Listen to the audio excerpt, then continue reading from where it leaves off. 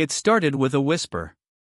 Not a literal one, more like that quiet shift in the office when something big lands and everyone pretends to be calm while already jostling for credit. That was the vibe when the Miller project was announced. A potential merger between two major clients, with us acting as the key strategy consultants. High stakes, tight deadlines, big rewards. And Clarissa, my boss, saw it as her opportunity to climb. She walked into our Monday morning meeting with her signature swagger, perfect hair, heels clicking like a metronome of power. "This is it, team," she said, with the air of a general preparing for battle. "We nail this proposal, and our department becomes untouchable." I should have known then. I was one of the few analysts who didn't fawn over Clarissa. She didn't intimidate me, but I respected her intelligence. She was sharp, no doubt.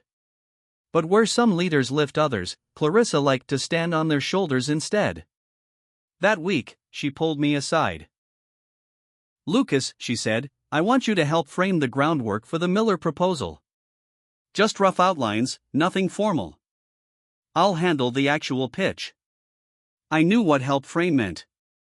It meant I'd do the grunt work, and she'd polish it just enough to call it hers. But I didn't argue. I just smiled and nodded.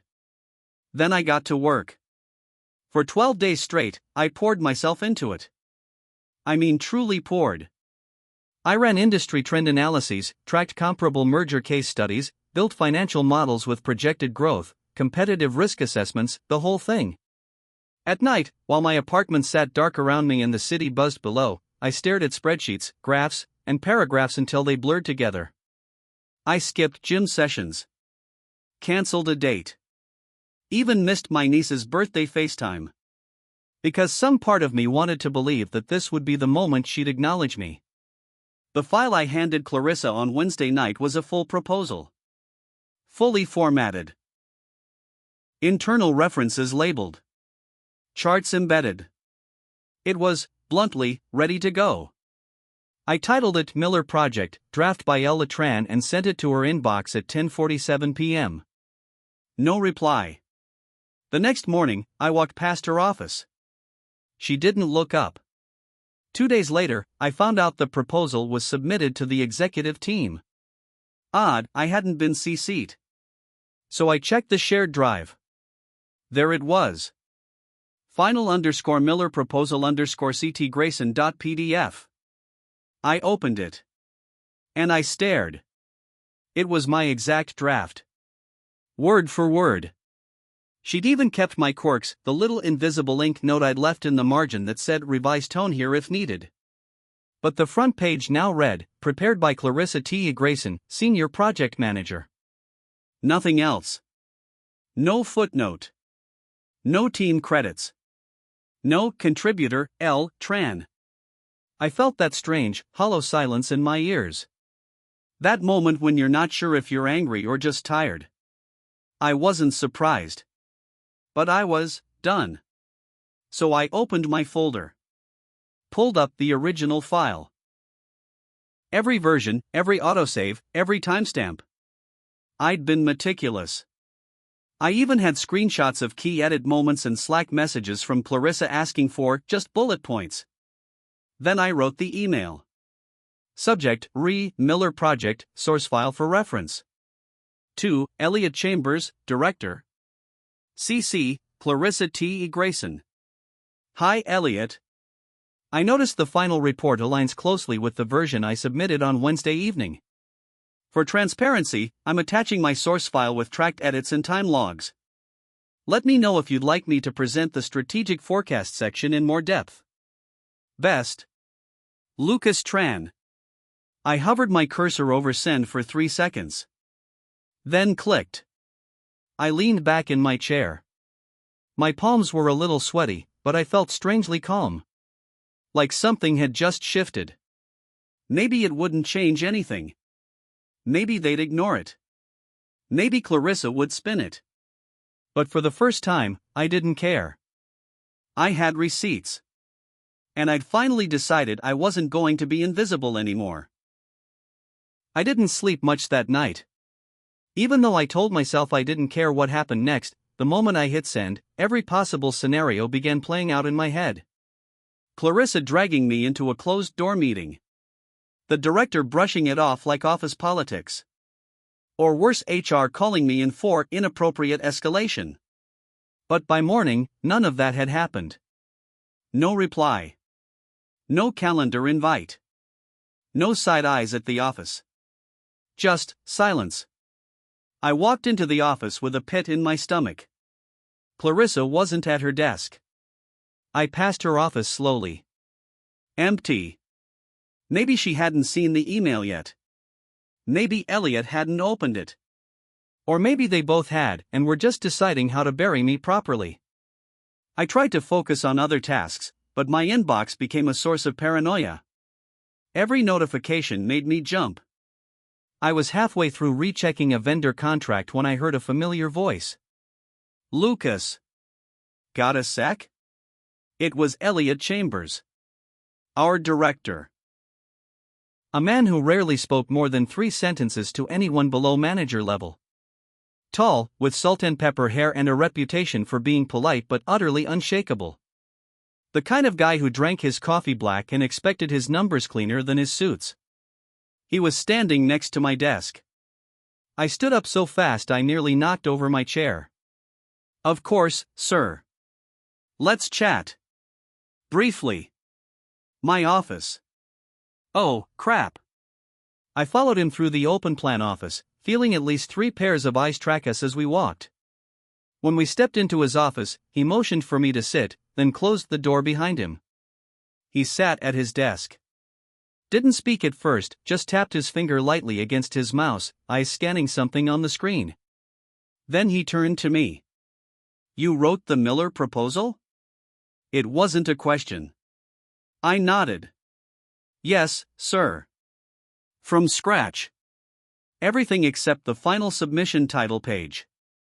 Elliot exhaled slowly, folding his hands in front of him. I thought so. Your tone was all over that doc. Clarissa's style tends to be, shall we say, more buzzword heavy. I blinked. You noticed? He gave a half smile. Lucas, I didn't get this job by skimming reports. That's when I noticed something new on his desk, a printed version of my original file. With my name still in the header. Look, he said, I'm not going to ask you to explain office politics. I know how things work around here. What I want to know is, why now? Why not come to me sooner? I hesitated. Because. I didn't want to be that guy. I thought maybe if I just kept my head down, did the work eventually, it would be recognized. He leaned back, expression unreadable.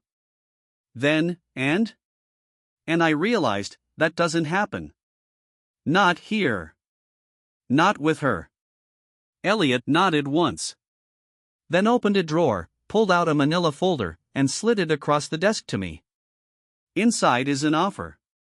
Official.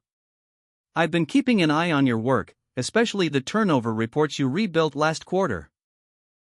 Clarissa's name was on those too, but the quality, again, told a different story. My hands trembled as I picked up the folder and opened it. It was a promotion. Project manager. Full benefits. Title.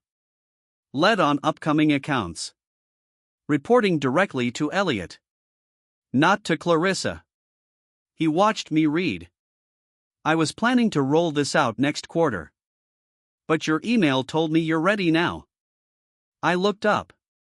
Sir, thank you. His voice softened slightly. Just one thing, Lucas. You worked in the dark for long enough. Don't go back into the shadows. I left his office holding the folder like it was made of glass. But the best part wasn't the title. Or the pay bump. Or even the office. It was the look on Clarissa's face when I returned to my desk and she saw the folder in my hand. She knew. And for once, she had no idea what to say. Clarissa didn't say anything that morning. Not when she walked past my desk. Not when she saw the folder in my hand. Not when Elliot later stopped by and asked if I'd join him for a quick strategy sync at 3 p.m. loud enough for a few people nearby to hear. But her silence was loud. I knew her well enough to understand that silence wasn't surrender. It was strategy.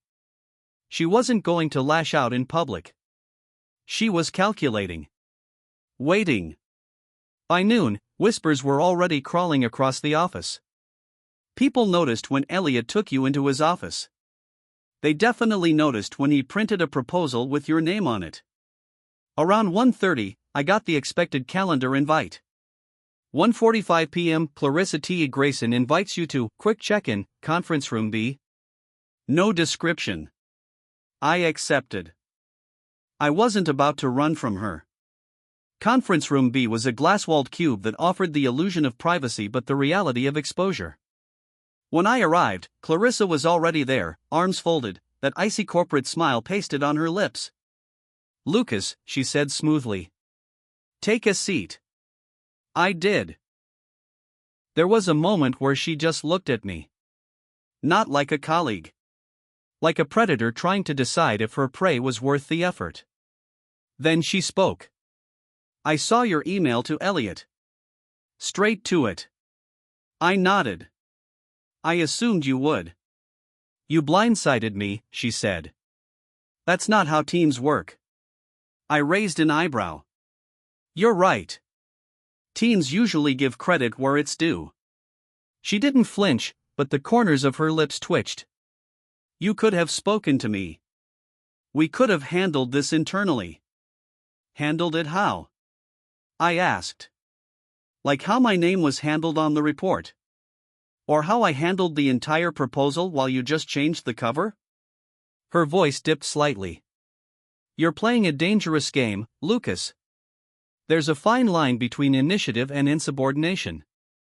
That's when I realized something. She was worried. Truly worried. Her control was cracking. I leaned forward, steady. "Clarissa, with all due respect, you've been playing this game for a while. I just stopped letting you win by default." She didn't respond immediately. She glanced to the glass, where two junior analysts pretended not to be eavesdropping outside. Then back to me. "You've made your point," she said coolly. "Enjoy your new position. I hope you're ready for the pressure that comes with visibility." I stood, gathering my notepad even though I hadn't written a word.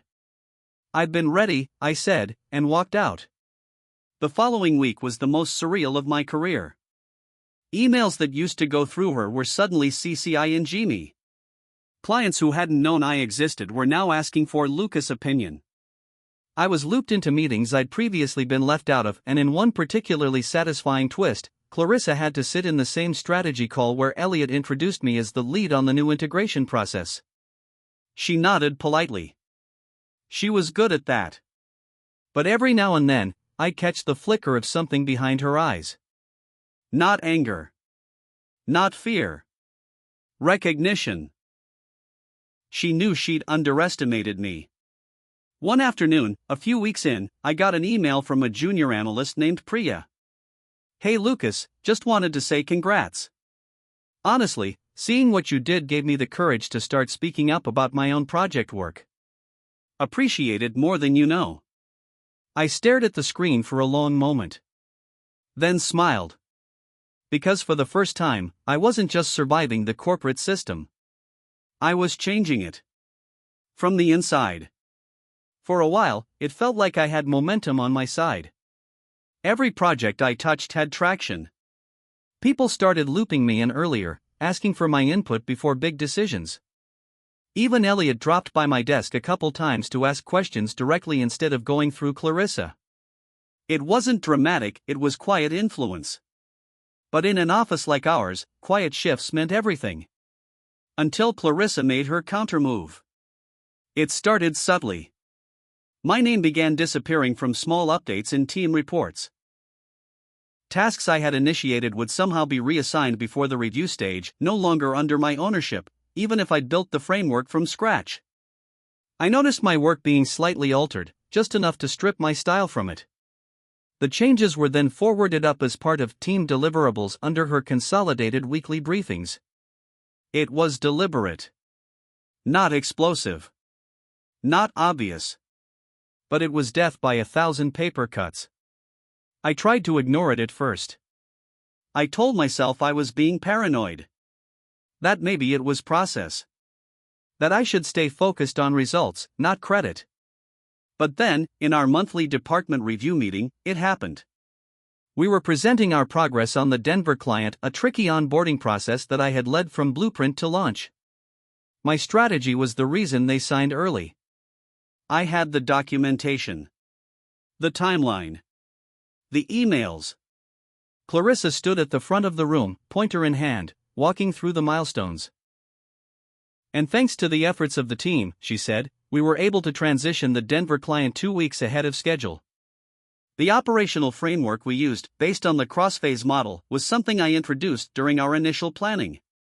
I blinked. What? She introduced? That model was my brainchild. It didn't even exist on paper before I built it. Crossphase was a name I coined as a joke while eating leftover pizza at 10 p.m. I felt my jaw tighten. I glanced around. A few people shifted in their seats. Elliot kept his face neutral, but I saw him scribbling something. After the meeting, I walked straight back to my desk and opened my shared drive. I pulled up every file. Every timeline. Every draft. I created a folder titled Crossphase Development Author Log. Then I wrote an internal memo. Brief. Factual. No tone. Subject, clarification, crossphase onboarding model. 2. Elliot Chambers. CC, Strategy Team, Clarissa Grayson. Hi all. To avoid confusion regarding authorship and decision-making lineage of the Denver onboarding process, I've uploaded a full version history of the crossphase model to the shared drive. The attached document tracks its origin, build structure, and implementation timeline from its inception in March through client rollout. Happy to walk through the materials with anyone needing additional context. Best. Lucas Tran. I didn't call her out directly. I didn't accuse. But I let the facts speak louder than ego. Within an hour, the file had 6 views. By the end of the day, 10. That evening, Elliot forwarded the memo to the operations director with a single line. Impressive initiative. Let's have Lucas present this at next month's leadership sync. The next morning, Clarissa didn't say good morning. Not that she usually did. But this time felt different. It wasn't ice. It was glass. Cracked. A few days later, I got a Slack message from her. Clarissa G, can we chat quickly before lunch? I debated ignoring it. But part of me was curious. We met in a break room no one used, too far from the coffee machine, too close to the printer noise. She closed the door behind us. I don't appreciate being undermined, she said without preamble. I crossed my arms. I don't appreciate being erased. She stared at me for a long second. I made you, she said finally. You were just a quiet analyst with neat charts. I gave you visibility. I let out a breath, half laugh, half disbelief. You didn't make me, Clarissa. You just didn't expect me to stop making you. The room went silent. She blinked. Once. Twice. Then turned and walked out without another word. She didn't try again.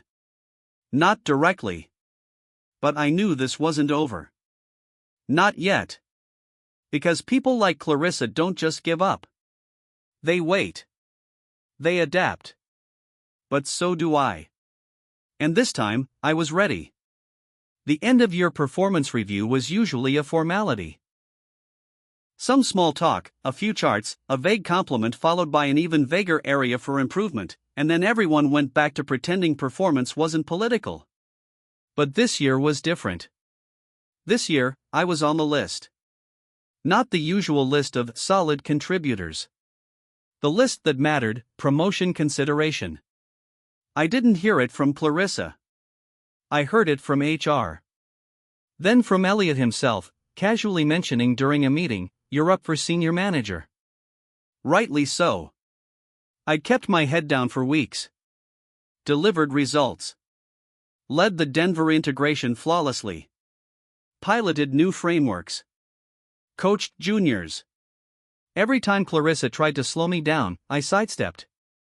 I was building value, while she was busy playing defense. But I knew she wouldn't go down quietly.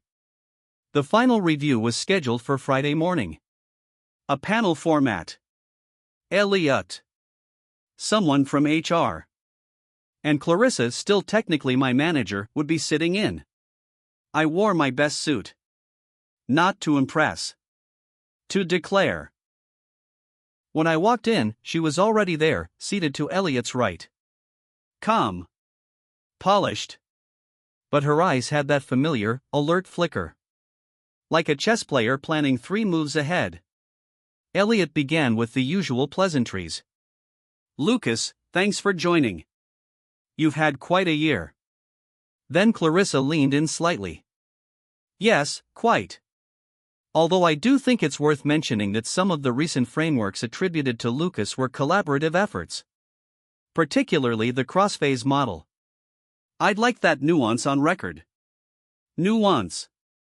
My jaw tightened slightly. Elliot didn't react.